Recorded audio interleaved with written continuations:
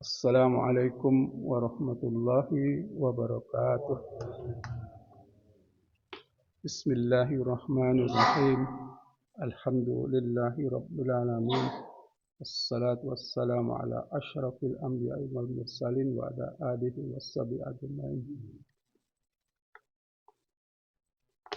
Asyhadu an la ilaha illallah wahdahu la syarika lah wa asyhadu anna Muhammadan abduhu wa rasuluh. Allahumma shalli ala Muhammad wa ala ali Muhammad kama shallaita ala Ibrahim wa ala ali Ibrahim wa barik ala Muhammad wa ala ali Muhammad kama barakta ala Ibrahim wa ala ali Ibrahim innaka Hamidum Majid.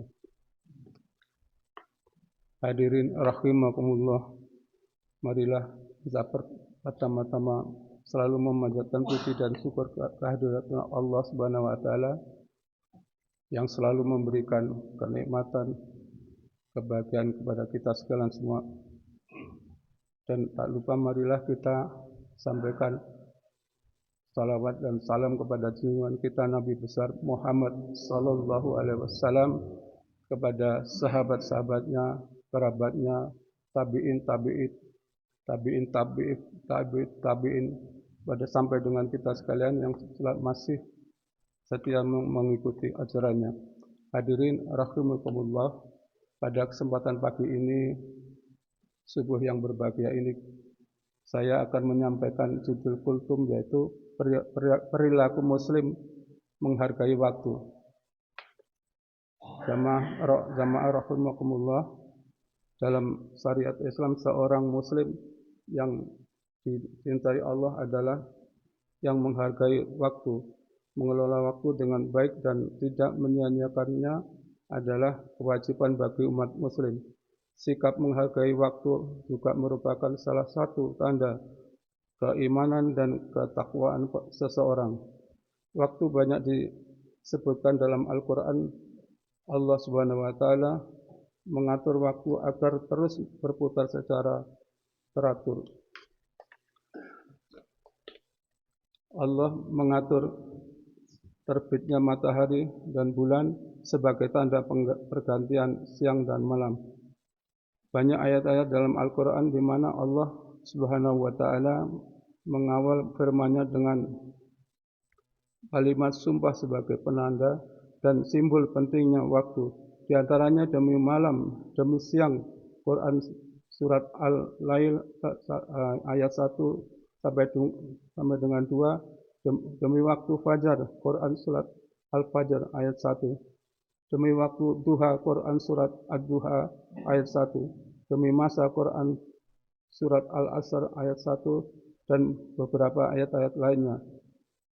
Allah Subhanahu wa taala berfirman dalam surat Al-Asr ayat 1 sampai dengan 3.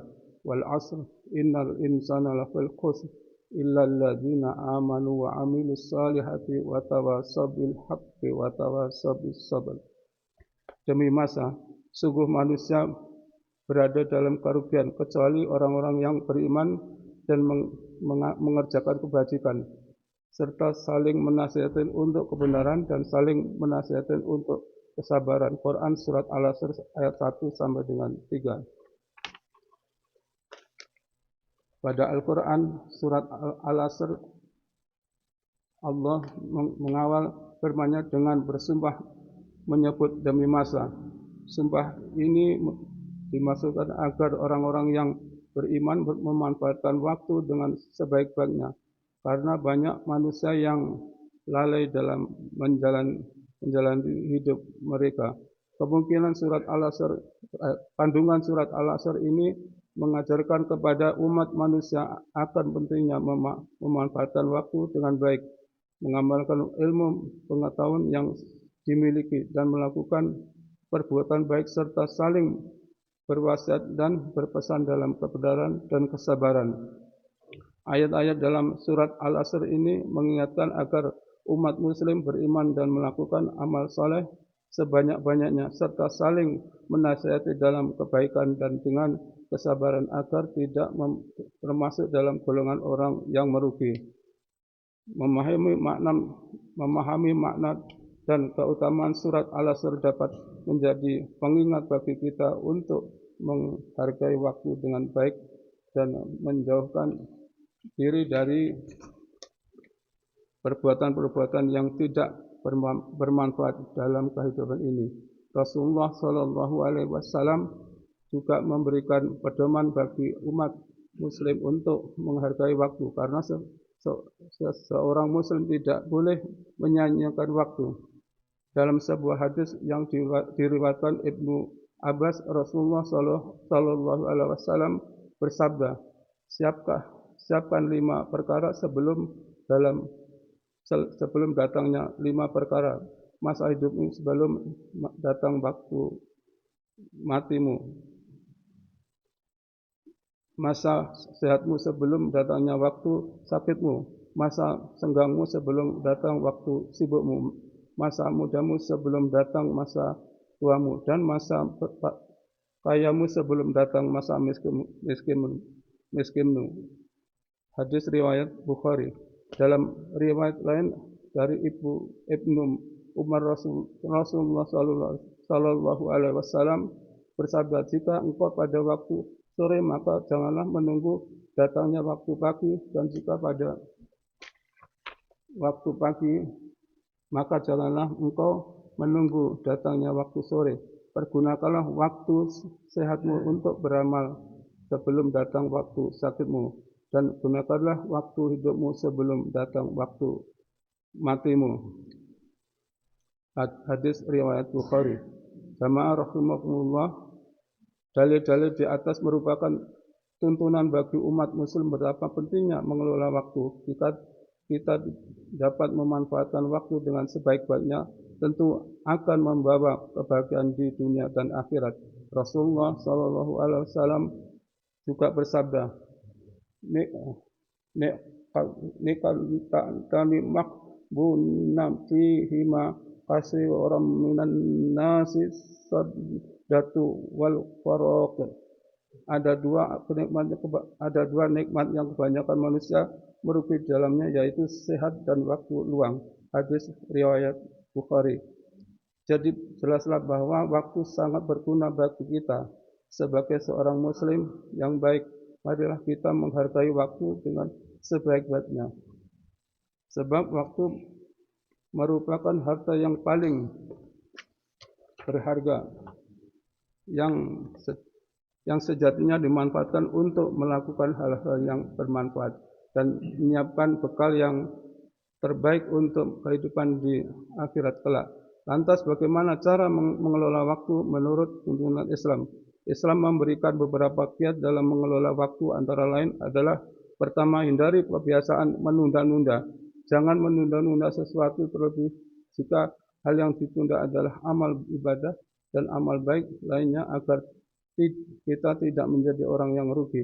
Perbuatan suka menunda tidaklah baik, kecuali bila menunda suatu pekerjaan untuk melakukan ibadah wajib kepada Allah Subhanahu wa taala, misalnya mendahulukan mengerjakan salat fardu, maka hal tersebut diperbolehkan karena menunaikan perintah Allah adalah wajib hukumnya.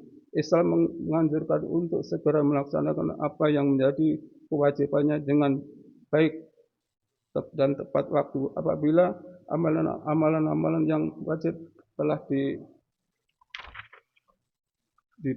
terpenuhi, barulah kita boleh mengerjakan amalan-amalan sunnah dan mubah lainnya yang dapat mendatangkan kebaikan bagi kita. Di samping itu, setiap tugas dan pekerjaan harus memiliki target waktu penyelesaiannya. Jika pekerjaan dapat diselesaikan pada saat itu juga, maka akan lebih baik apabila pekerjaan tersebut diselesaikan tepat waktu dan tidak mengulur-ulur waktu penyelesaiannya. Seorang muslim yang baik adalah peduli terhadap waktu, termasuk menghargai waktu orang lain dan menghormati jadwal yang telah disepakati apabila berjanji atau ingin bertemu. Seseorang akan menghitung dengan teliti kapan ia harus bersiap dan kapan harus berangkat agar dapat hadir tepat waktu. Sesekali datang terlambat karena kendala atau hal yang tak tak terduga masih bisa dimaklumi, akan tetapi menjadikan budaya tidak tepat waktu atau selalu datang terlambat adalah perilaku yang tidak terpuji dan harus dihindari oleh umat Islam. Kedua, meninggalkan aktivitas yang tidak bermanfaat. Dalam sebuah hadis dari Abu Hurairah radhiyallahu anhu, Rasulullah sallallahu alaihi wasallam bersabda, min husni islami far'itaruhu ma la ya'ni. Di antara kebaikan Islam seseorang adalah meninggalkan hal yang tidak bermanfaat. Hadis riwayat Tirmidzi dan Ibnu Majah. Syekh Al-Albani mengatakan bahwa hadis ini sahih. Dalam riwayat lain dari Abu Hurairah radhiyallahu anhu, ia berkata bahwa Rasulullah sallallahu alaihi wasallam bersabda, sesungguhnya Allah meridhai tiga hal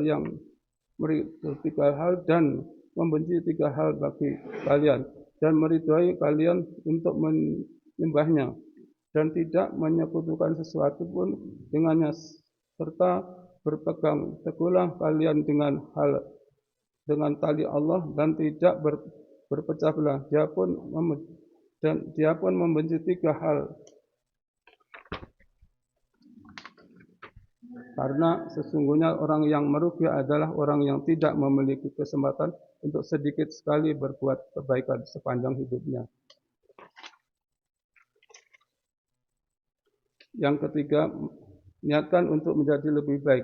Untuk menjadi orang yang dapat mengelola waktu dengan baik, yang paling utama adalah niat untuk memperbaiki dirinya. Sebagai seorang muslim yang baik, harus senantiasa mempergunakan waktu dengan sebaik-baiknya agar tidak menjadi orang yang merugi. Demikianlah uraian tentang waktu. Sikap muslim perlu benar-benar mengenali nilai waktu. Kita harus selalu mengingatkan diri kita sendiri tentang keagungan waktu yang diberikan Allah sebagai nikmat yang sangat berharga, agar kita dapat memanfaatkan setiap detiknya untuk diisi dengan aktivitas yang bernilai kebaikan dan ibadah. Allah Subhanahu wa taala berfirman, "Wasakhkhara lakumul laila wan nahar was-samsa wal qamar wan nujum musakharatu bil amr inna fi dzalika laayatil liqaumi ya'qilun." Dan Dia menundukkan malam dan siang, matahari dan bulan untukmu, dan bintang-bintang dikendalikan dengan perintahnya. Sungguh pada yang demikian itu benar-benar terdapat tanda-tanda kebesaran Allah bagi orang yang mengerti. Quran Surat An-Nahl ayat 12. Semoga Allah senantiasa melimpahkan taufik dan hidayahnya bagi kita semua. Amin ya rabbal alamin. Kurang lebihnya mohon maaf. Assalamualaikum warahmatullahi wabarakatuh.